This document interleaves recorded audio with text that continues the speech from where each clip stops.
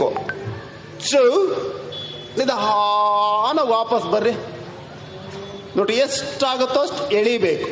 ಹಾಗೆ ಇರ್ರಿ, ಗಮನಿಸ್ಬೇಕು. ಮತ್ತೊಂದ್ಸಲ ರಿಪೀಟ್ ಮಾಡ್ರಿ. ಎರಡೂ ಮೊಣ ಕೈಗಳು ಮುಂದೆ ಟಚ್ ಆಗುತ್ತಾ ಗಮನಿಸ್ರಿ. ಎಲ್ಲೂ ಒತ್ತಡ ಕೊಡಬಾರ್ದು. ನಿಧಾನ ವಾಪಸ್ ಬರ್ರಿ.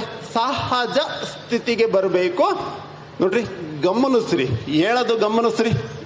ನಿಧಾನ ಕೈಗಳನ್ನ ಕೆಳಗಿಳಿಸಿ. ಒಂದ್ಸಲ ಅತ್ತ ಇತ್ತ ಅಲ್ಗಾಡಿಸ್ರಿ. ಆರಾಮಾಗಿ ಒಂದು ಉಸಿರಾಡಿ. ಕೈ ಬೆರಳನ್ನ ಸೇಮ್ ಭುಜದ ಮೇಲಿರಬೇಕು. ನೋಡ್ರಿ, ಈ ರೀತಿ. ಯಾರಿಗೆ ಜೋಮ್ ಬರ್ತಿರುತ್ತೆ, ಬ್ಲಡ್ ಸರ್ಕ್ಯುಲೇಷನ್ ಸರಿಯಾಗಿ ಆಗ್ತಾ ಇರಲ್ಲ, ನೋಡ್ರಿ ಆ ತರ ತೊಂದರೆ ಇರೋರಿಗೆ ಇಲ್ಲಿಂದ ನಿಧಾನ ಕಿವಿಯ ಹಿಂಭಾಗ ನಿಮ್ಗೆ ಎಷ್ಟು ಬರುತ್ತೋ ಅಷ್ಟು ಎಳಿರಿ. ಇದೆಲ್ಲ ಎಳ್ತಾ ಇರುತ್ತೆ, ಗಮನಿಸ್ರಿ. ನಿಮ್ಗೆ ಎಷ್ಟಾಗುತ್ತೋ ಅಷ್ಟು ಎಳಿಬೇಕು, ಗಮನಿಸ್ಬೇಕು. ಬಲವಂತವಾಗಿ ಎಳಿಬಾರ್ದು. ಆಗಲ್ಲ ಅಂದಾಗ ನಿಧಾನ ವಾಪಸ್ ಬರ್ರಿ. ನೋಡ್ರಿ, ಹೀಗೆ ಇರಬೇಕು. ಇನ್ನೊಂದು ಚೂರ್ ಎಳಿರಿ.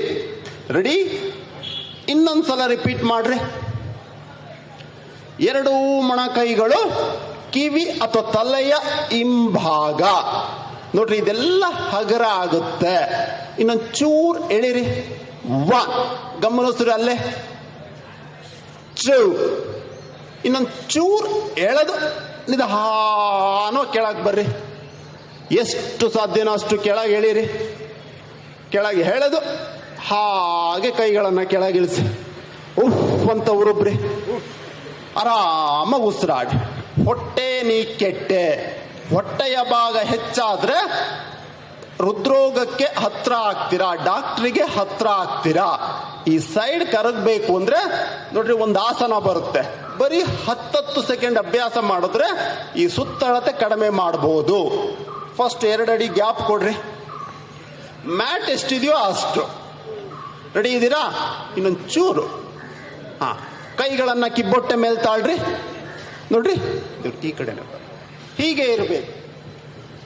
ರೆಡಿ? ನಿಧಾನ ಎಡಭಾಗಕ್ಕೆ ಬಾಗ್ರಿ.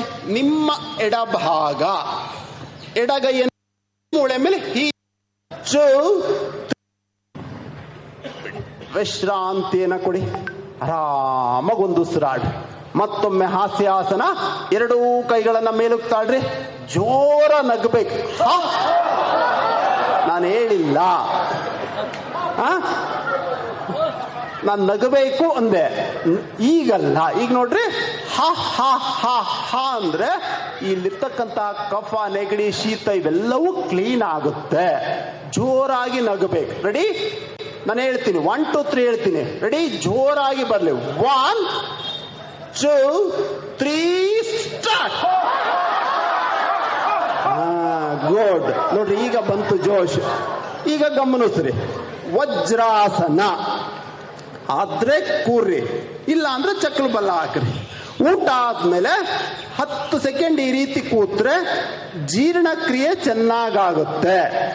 ಮಕ್ಕಳಲ್ಲಿ ನೀವು ಓದಬೇಕಾದ್ರೆ 1 ಗಂಟೆ ಓದ್ತೀರಾ ಅಂದ್ರೆ 10 ಸೆಕೆಂಡ್ ಈ ರೀತಿ ಕೂತ್ರೆ ಜ್ಞಾನ ಮುದ್ರೆ